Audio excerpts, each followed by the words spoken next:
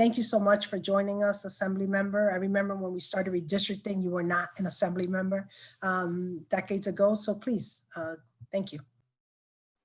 Well, thank you, yeah, Lucia. I missed that the intro, but I'm going to pick it up right where you left off, and I just want to say thank you to Fulvia for that really important cover of what the Independent Redistricting Commission is and what we're trying to accomplish here. And I think one of the things that the takeaway is, because of the push by many good government groups to have a diverse redistricting process, that essentially the legislature has chosen to outsource, in a sense, much of the work that goes into the redistricting process, and that's was pushed forward in a constitutional amendment, and also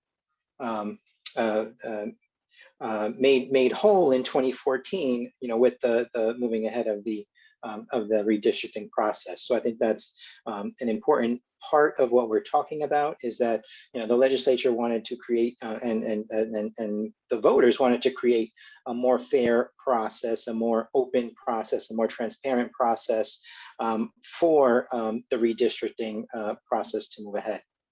So I think that's an important point in the conversation, and that's why we have this new Independent Redistricting Commission. Now, I chair the Legislative Advisory Task Force on Reapportionment and Demographic Research, and that was the old way of doing things. The old way still exists, but it really exists only as a fail-safe, in the event that that the Independent Redistricting Commission is not able to present a plan on 2 occasions. Again, it was mentioned that there are 2 opportunities for the commission to put forward data and a plan to the legislature to approve. And I think that's a critically important point in terms of just trying to make sure that they have every opportunity to do that, and there's still guardrails in terms of us being able to accept that those things that we care about as a legislature, that those things in terms of maintaining demographic and community consistency, maintaining the lines within counties and municipalities, and also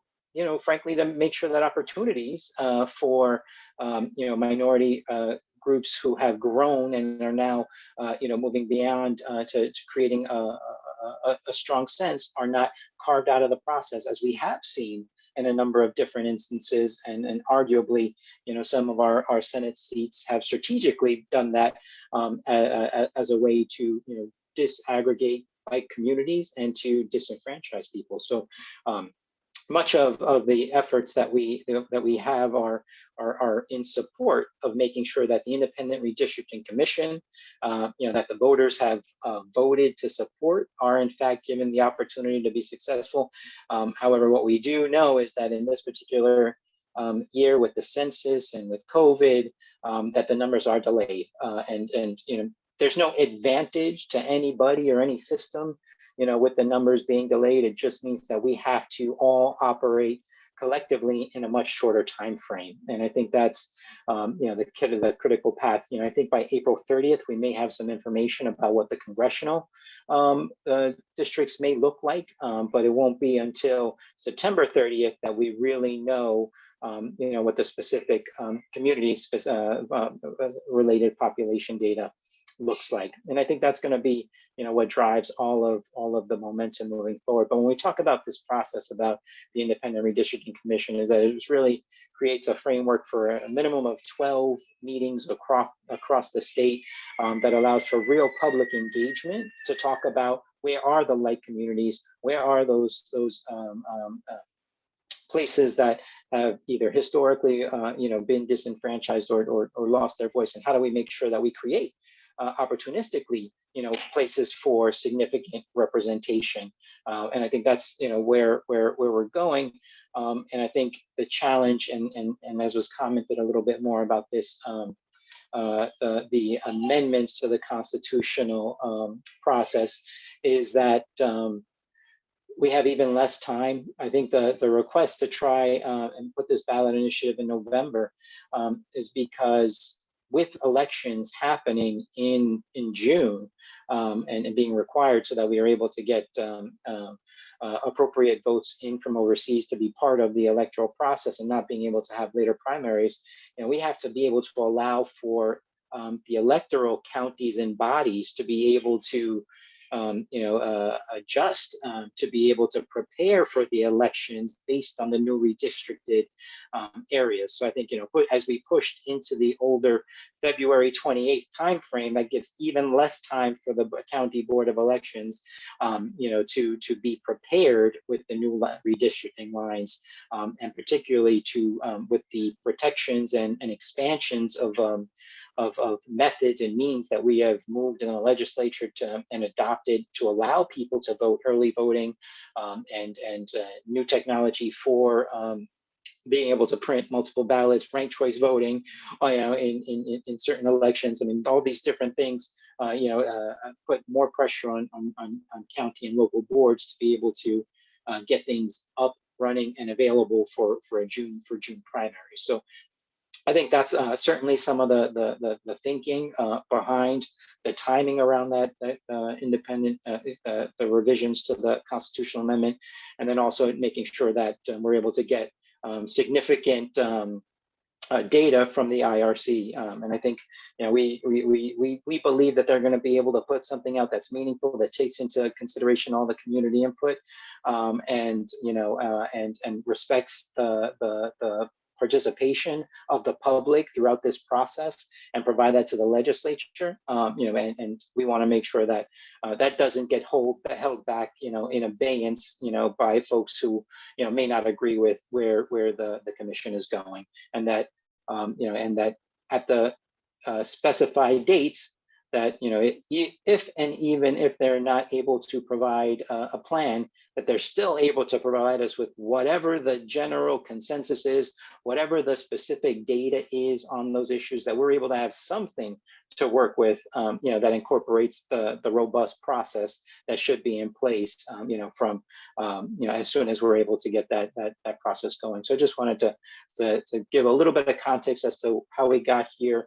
of what the role of the LAT4 body is, the work that we've done in terms of making sure that prisoners are counted in the specific areas that they resided back home, not where they're currently residing if they're incarcerated. That's critical work that is a responsibility of LAT4, and that will find its will be solidified in this revised constitutional amendment. I think that has been stated in the past, however, not included in the constitutional amendment. So in this case, we're even more explicit about that being a requirement of this process. So with that, I'll take a pause, and then we'll let Lucia be welcome to take any questions. Great, thank you so much, Assemblymember. I think that, you mentioned something right now towards the tail end that I think we want to make sure that, we have clarity on, which is, prisoners being counted at home, right, versus in the location of their prisons. And so, there is potentially a constitutional change to document, to place that in actual constitution, but that won't necessarily impact congressional seats. Is that correct? Correct. I think it should be included in the population data that we have for the state seats, but we'll have to see how that plays out in terms of providing it to the Independent Redistricting Commission for considering that for the congressional seats. Right, and why is that even important? Why is it important for prisoners to be counted back home in their neighborhoods, in East Harlem, in the district that you represent, versus upstate in a district, the 149th district? Why is that important? Yeah, well, I think the most important thing is those, that takes away much needed population from our communities, folks that are represented, and moves them to places upstate where they are not permanently residing. There's no expectation that they're permanently residing there. The resources, the housing support, the educational support, the support that comes into the communities is is not being utilized upstate, it will be utilized in the community where they came from and the community that they return to. So those decisions about funding, should be reflected in those communities and not, in the prison system, in supporting the prison system where they may be temporarily located. So I think that's important because that representation lasts certainly, beyond 10 years, and making sure that they're counted appropriately. As we're talking about just some of the margins of difference, it could be 3% in one area of a change, versus, a larger or a smaller change downstate. As you can see, they're desperate, in terms of maintaining population in places that are losing significantly upstate, and downstate where they should be accurately counted. A difference of a few percentage points can mean the difference between a majority Latino district or a majority African American and Latino district and one that's not, right? So I think that's why it's people in the areas where the services that they would receive, where the resources need to go, but also that's a reflection of political strength of that community being diluted for purposes of supporting demographic, declining demographics in other places. Great, and I shut off my video just to make sure your bandwidth wasn't going. But thank you. I'm sorry we're having problems here. No worries. I want to make sure that I encourage folks to add their questions onto the questions and answer portion of the webinar, just to make sure that I'm able to capture it. I don't see hands. I just know that they're being raised. But please place your question in the question and answers portion. There's one question: how can the Latino community, as a Latino elected and you being, in the governing legislative body, how can the community help Latino electeds maximize their internal advocacy to preserve Latino seats, to increase Latino participation, electoral participation? What role can the community play? I think so much of it is, one, engaging folks, and then two, we have to really work hard to demystify many of these processes. I mean, when we were in the campaign for census, how much work had to go into just reminding people what it's for, what it's about, why they need to do it, that they can do it online, overcoming technological barriers, but also why it's important, right? And I mean, and we know that when we have those conversations, those are the things that have to go viral. Not half of the things that go viral are not nearly as important as the things that determine our representation, our ability to vote, our ability to get resources, our ability to get government to focus, and those are the things that should. So when we have these conversations that sometimes are hard to follow about redistricting, census, ranked choice voting, these are the things that will determine, who represents us, who goes out there to Albany and says and talks about how $200 billion should be spent in what areas, or $90 billion if you're the city of New York. I mean, those are the people that you're deciding to work for you, and these are the sometimes arcane details that go into making sure that your community is represented, and if not for now, that it's for later, for that next generation, because the decisions that get made here, as you see, last 10 years. So, your involvement now, you're paying it forward for the next 10 years until the next time we do this process. And we see that, we have been able to make those changes, and as a result, have really significant voices in our country on issues of dramatic importance, be it DREAM Act, be it infrastructure, be it New York City public housing. We need folks who are going to be out there who do that, but that only comes when we're able to concentrate some of our power, some of our voices, and some of our strength, in electoral districts that reflect us. Great. Thank you so much, Assemblymember. And again, I want to encourage folks to put questions on the webinar's question and answer prompt.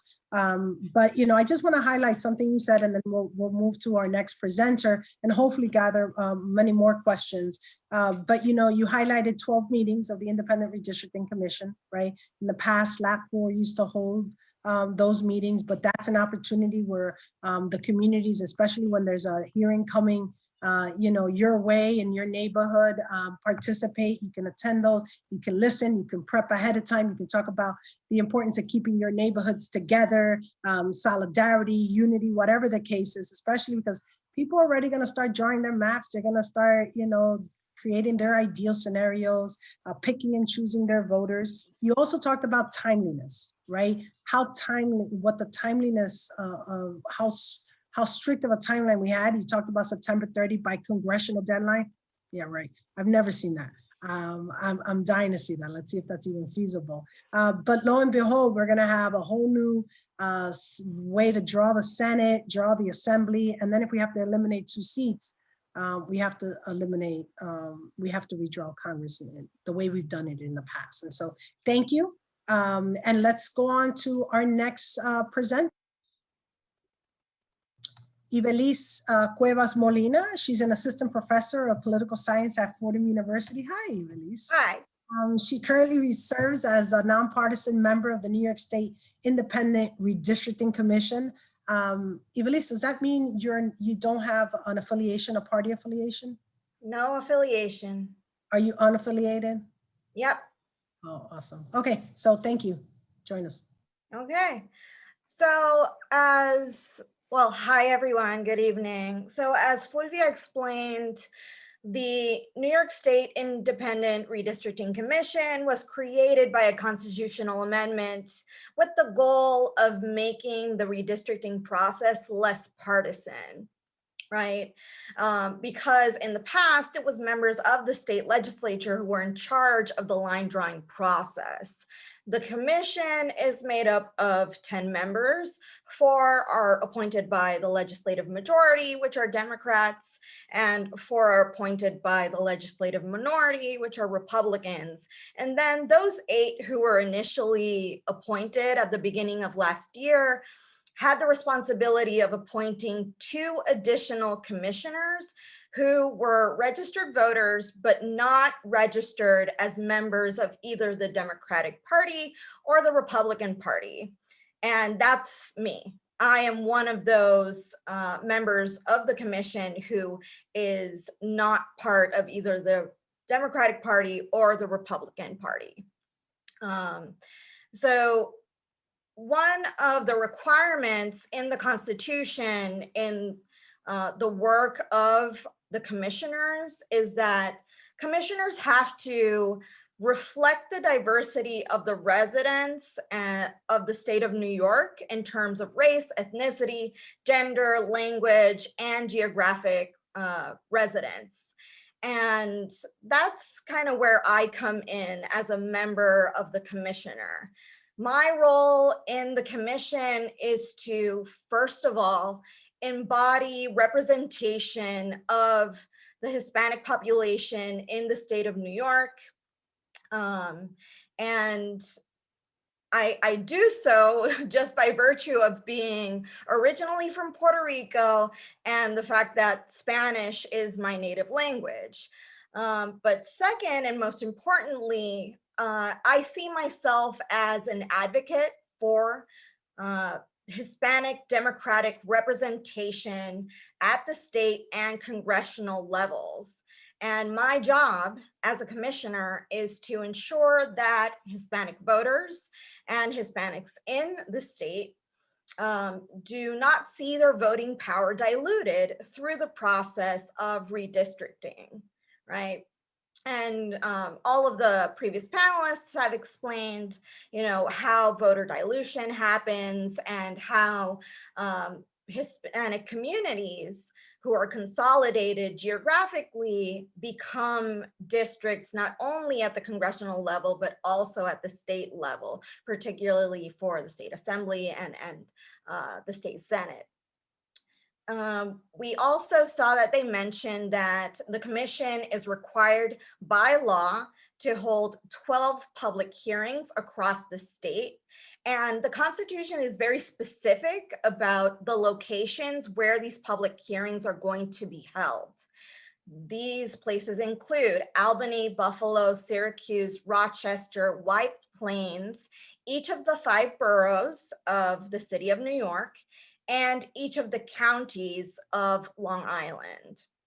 these are required public hearings by the Constitution, right? And we are required to conduct these public hearings after we have published draft lines for the state of New York. And however, it is my intent and my hope that we are going to have public engagement with New Yorkers as soon as the commission is fully funded. It is my hope that we have a series of public hearings before the deadline that we have for September 15th to have our first draft lines, so that we can hear from the public what's wrong with their district lines or what's right with their district lines. What do they want to protect? What are their communities of interest? How do they want their communities to be kept together? So I think that having that public input at the front end of the process before even putting together draft lines is going to be really important.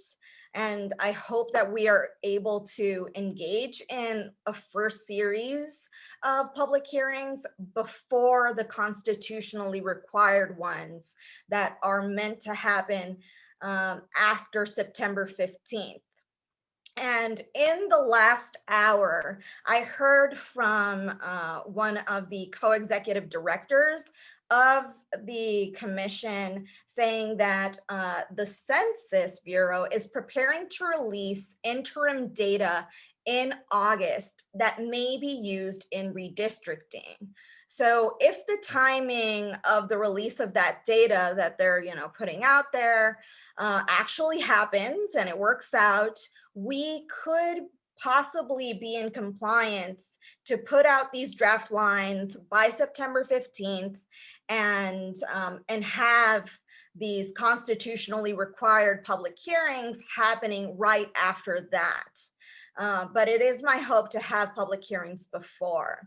Another thing that I want to say is that the commission meets in public meetings that are streamed on Zoom through the state Senate, and our next meeting is tomorrow at 10 a.m. Thank you so much, Ivelisse.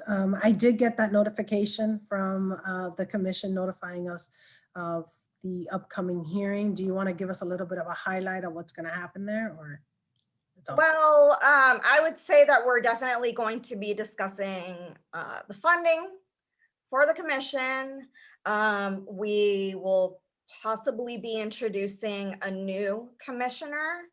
I don't know if you guys have seen, but this week we lost Commissioner Keith Wofford, who resigned from the commission, and he has, I think there's someone who has been appointed, so we might be meeting a new commissioner on the Republican side.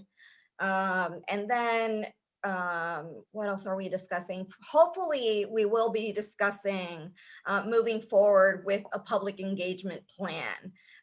Once, it is my hope that we start planning for the day that we are fully funded and able to fully engage with the public. Wonderful. Do you know if the Independent Redistricting Commission is going to have, aside from the I feel like the horse and pony show that happens during the hearing process, will the commission do anything educationally aside from taking in information? Will you be giving out information? Will there be that component? So the thing is that we have not been able to discuss having also an education plan because of the fact that we don't have funding. Yeah, so I would assume that as part of our public engagement plan, we are also going to be educating the public as to why redistricting is important, why they should care about it, and how they can engage in the process, how they can give the redistricting commission input, right? So it is our expectation that we are going to be able not only to receive input at the public hearings that we plan on doing, but also from members of the public, citizens of New York, just sending us materials, sending us a map of their community of interest. So we're looking at a lot of different alternatives with, particularly our co-executive directors are kind of working behind the scenes with, figuring out all of the infrastructure that we are going to need to receive public input and make sure that the public input that we receive is not only through the public hearings, but also through us just, receiving emails or, and just have a website where people can just, submit their proposals of what are the communities that they want to see protected and kept together. Great, thank you.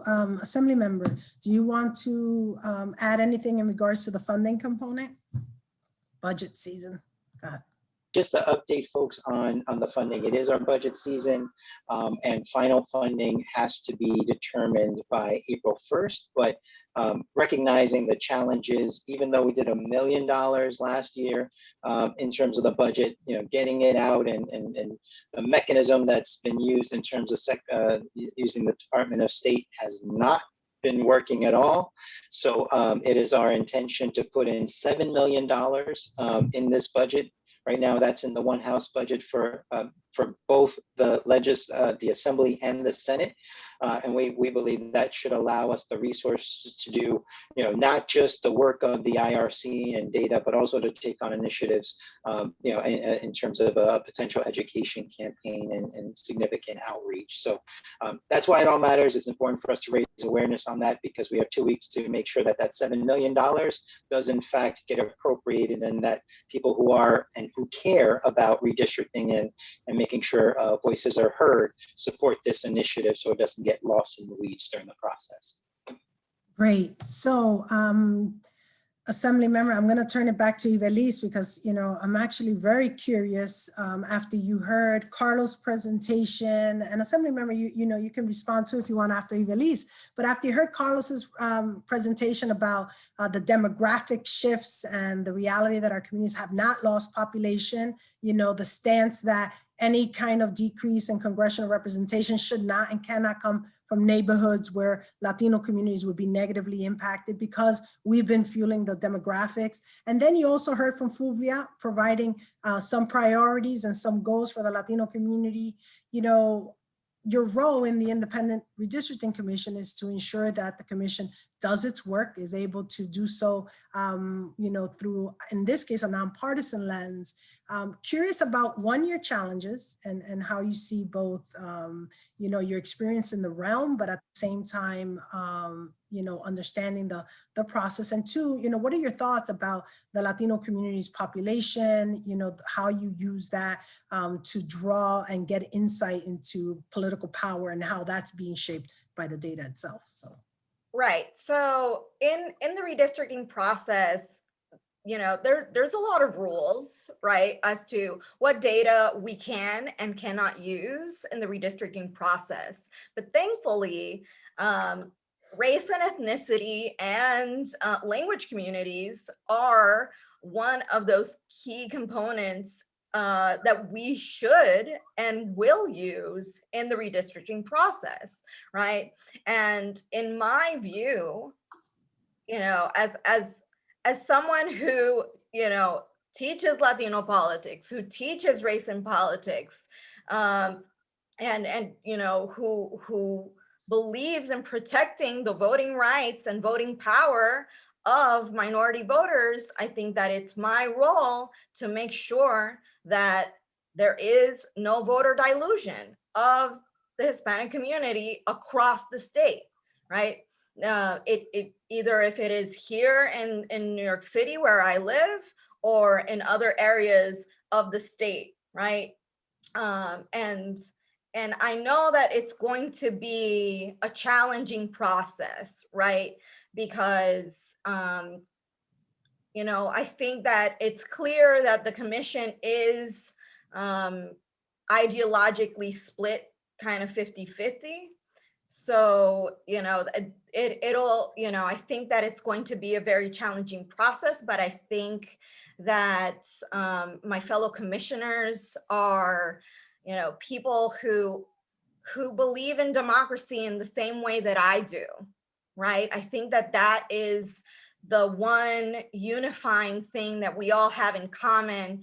And, you know, it's been really great working with all of these people and getting to know them. And I think that there is great possibilities for the work that we are going to be doing, and that this work that we will do will, you know, be work that will be acceptable to the legislature. So it is my hope that we come up with lines that do not get challenged, right? That do protect voting rights for all, and that, you know, we get through this process as smoothly as possible, and that as part of that there is a protection of Hispanics and Hispanic voters.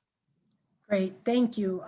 Assemblymember, Yeah. I have you on video. Oh, go ahead. Do you want to respond? Okay, well, I just wanted to certainly respond and say thank you to the commissioner for her service, because we did not give her the, you know, she did not volunteer for the easiest role. She is the sole Latino, you know, Latinx person on this body. And, you know, it of course makes us extraordinarily proud.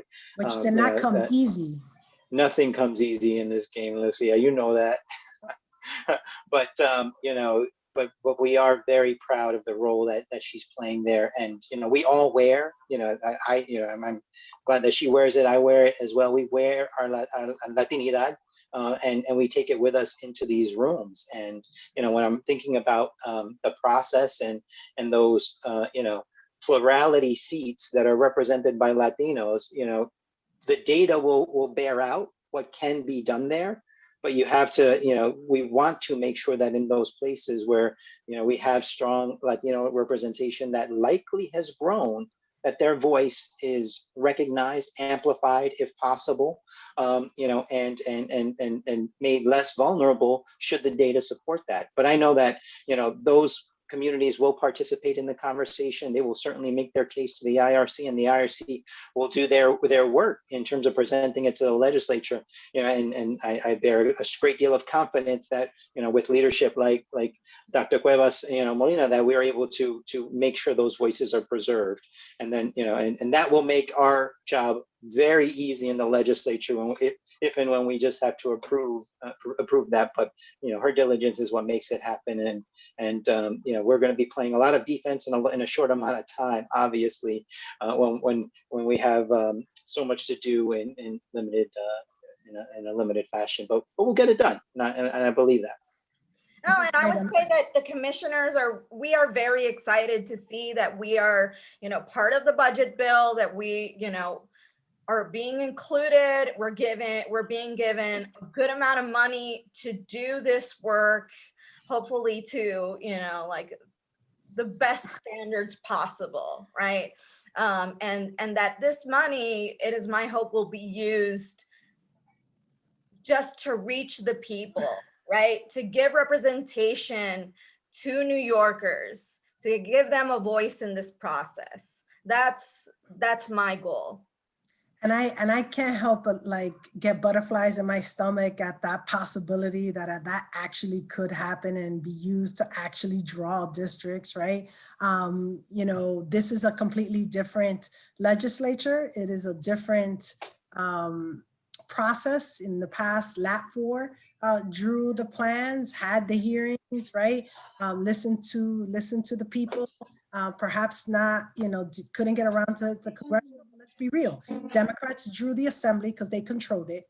Republicans drew the Senate because they controlled it. And then no one balked at each other's plans. It's just like, you be quiet on my end. You take care of your house, I take care of my house, right? Sounds to me like this independent redistricting commission, although appointed by the same representatives that now have to vote for a plan, you know, while it's called independent redistricting, the same way as right to work states or, you know, secure communities, those are all like a spin on the same words, but independent, still appointments by the legislature, still approvals, final map approvals by the legislature.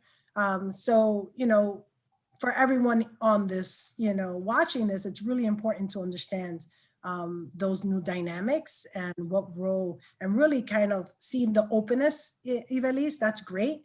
But I think as a community, we still need to continue to know that there are obstacles, there are challenges, there are real power bases that want to be maintained, sustained through the next decade. And we need to ensure that the voices of our communities are in fact, you know, front and center regardless. Yeah, I want to remind people on this Zoom that the Redistricting Commission is advisory, right? Right. We are going to be doing this work of engaging the public and putting together draft lines and final lines to propose to the legislature. They are the ones who make the final decisions, not the commission. Thank you so much for that. And that's the point I wanted to make sure that everyone was clear on. I want to invite the other panelists on because there are some questions that I think are much broader and I think warrant, you know, a broader spectrum of views on this. And, you know, one of the first questions is about gentrification and the fact that, you know, what is the data going to do? How is that going to take into account the growth, the gentrifying growth, you know, where Latino hubs, communities used to be hardcore majorities. And now with the non-Latino communities gentrifying those neighborhoods, we've seen it across the city. You know, how is that going to impact the drawing of seats, the influence? We, on the chat, we heard about Long Island, right? The influence versus majority, because we've been using those words, you know, and those things impact real projects that electeds get to create for their communities, right? And so all those things are into play. Carlos, do you wanna start us off with that? Yes, absolutely. I mean, in fact, some of the biggest changes we have seen in districts that affect Latinos, Latino representatives, Nida Velázquez, Alexandria Ocasio-Cortez, Richie Torres, these are districts that have been directly affected by quote unquote gentrification, the influx on the one hand of middle-class non-Hispanic whites, as well as the outflow of non-Hispanic whites, right? We saw that in the Alexandria Ocasio-Cortez district, the majority of the decline in the population in her district came about because of the exit of non-Hispanic whites. Similarly, for Congresswoman Meng's districts, the decrease in population in her districts came out of the decrease in the non-Hispanic white population. However, there were increases in the non-Hispanic white populations in Nida Velázquez's district, right? With a compensatory, you know, with a decrease in both the Hispanic and the non-Hispanic Asian population in her districts. There was an increase in the non-Hispanic white population in Richie Torres's and Adriano Espaillat's districts, right? Even though they remain majority Hispanic. So that quote unquote gentrification, if we put it in both in terms of ethnicity and class, they're definitely affecting the role. They will have a role in the redistricting process, no doubt. I mean, overwhelmingly, we've seen someone, and the argument is that Alexandria Ocasio-Cortez, the congresswoman, right, AOC, was not in fact elected. While there is a plurality of Latinos in the district, she wasn't really we saw the votes come from, they weren't from the highly dense, you know, blocks where Latinos reside, and not necessarily wasn't the Latino community that put her over the top, but she was a candidate that was able to, in that district, you know, reap the benefits of a larger voter turnout and do that work. Curious, Cartagena, about the role that gentrification can play and the changes that we see on Latinos being elected in non-majority seats, right? And we saw that in the African-American community, right? In many ways. How does that play in now? Well, most of the time it happens in the reverse chronological order. You get elected from a seat that's a plurality or majority and it becomes gentrified, but your incumbency has power and weight and you still get reelected. It's interesting that in Delgado's a very different issue because that district, I just read, I didn't know this, that district actually borders Vermont, Massachusetts, and Pennsylvania. Think about that for a second. And it's only 8% Latino. So he gets elected in a district that's completely different for different reasons. But the AOC example is a little closer to what your question is, and that is, she's getting elected from a constituency that's plurality, and it will be increasingly gentrified. So the short answer to your question is, redistricting is always front and center, anchored in residential segregation. If our communities are segregated, it will be reflected in redistricting plans. When our communities get gentrified, that mix of race and economic status will be reflected in these redistricting plans. At the end of the day, the districts follow these residential segregation patterns. So we'll see what it really means in terms of ability to elect. Do the communities that have been there for a long, long time, will they be able to turn out at rates that equal or surpass the gentrifiers and the hipsters? That's what it comes down to. And Fulvia, do you think that, I remember in 2000, the boom hadn't happened. I didn't see Ricky Martin or Jennifer Lopez having hit the scene as yet. It was about to happen. I think it was immediate. I'm not kidding. This was a real thing. Immediately after Census 2000, that happened. And then we saw the articles about white flight, right? And the fear mongering that came out of populations, shifting and the demographics shifting. What can you tell those populations that perhaps don't have the same voting age population or citizens in their voting age population? What role can immigrants play in kind of helping shape a neighborhood and the way in which elected officials see these districts and the communities of interest and the demographics when they're drawing? They may not see voters and the electorate in the same way, but those are people with needs surrounded by voters with similar needs. And so curious as, what can we get other communities to think about outside of the electoral voting power base? Well, we also have to remember that redistricting influences more than just the elected official, right? It determines where hospitals go, where clinics go, where schools are, how many schools are needed in the district. So it goes beyond our elected officials. And so when if we want to move away from that phrasing, because some people may just reply, well, I don't vote, and that's that. We really have to bring home the point about what redistricting does for their community and why it impacts them on several levels beyond their elected official. That's great. Thank you. There is a question in regards to, and that is, aside from the immigrant population, right? And potentially immigrants that do not vote, tons of immigrants that do vote, right? Citizens already. But the assembly member, the question was around, prisoners and their ability to vote. And I know, Cartagena, you responded to it on the chat, but the question is, what is the appetite within the legislature to ensure that, voting rights are not removed from someone who is in fact incarcerated, and that they maintain their ability to elect, even through incarceration? Curious what the conversations are in the legislature around that. Yeah, I think there are a number of really good, strong conversations along those lines. And in particular, I can think of 2 or 3 bills that either look to restore voting rights to folks who are either currently incarcerated or immediately after being incarcerated, making it an automatic mechanism for folks to get to restore their voting rights. I hope it's something that we'll be able to take up this year. I think, this is where you test your supermajorities and kind of make sure that, you put principles out there that reflect people, one person, one vote, right? I mean, these are things that we talk about, that we say are the foundations of our country, but have no problem stripping away those rights, and not restoring them even after someone has repaid their debt to society. So I look forward to hopefully dealing with that this year as we continue to move forward with voter protections and expanded ability for people to vote. That's great. Thank you so much. And I want to thank all the panelists that are on. I know that we're in the midst of potentially electing a brand new city council in the city of New York. We didn't even talk about city redistricting in any detail, but that's hot to try. And the fact that folks then have to run 2 years after the 2021 elections, I think people really need to pay attention to the outcomes of these races.